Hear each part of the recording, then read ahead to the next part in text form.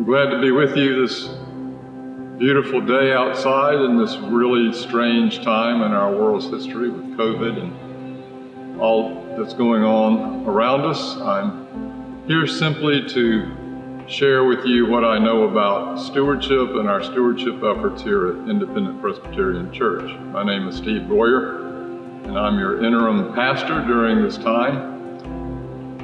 For the pastor to speak to the congregation about stewardship is something everyone expects, but I speak less out of my own office as a pastor than more out of my own personal experience of how important being a good steward, or really how important being generous is in our relationship to God and to this world.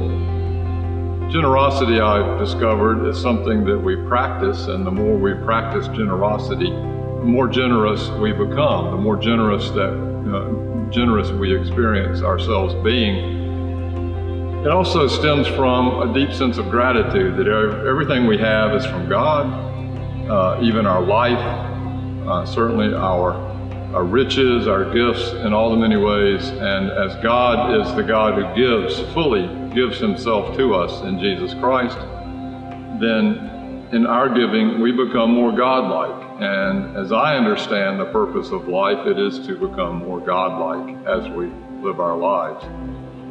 So I can speak to you about all the needs of Independent Presbyterian Church, the amazing programs that we have and the staff and all the buildings and grounds that need to be supported. I can speak to you of the heritage and history and tradition of Independent Presbyterian Church. I can speak to you of all the possibilities that we can undertake if we had the right funding for those. And that funding, of course, comes primarily from the gifts, the tithes, and the commitments that the congregation makes.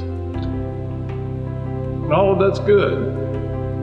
But primarily it is a movement of generosity from each of us to share what we have been given. And inasmuch as that gracious generosity stems from us, as I said, we are the stewards that God calls us to be.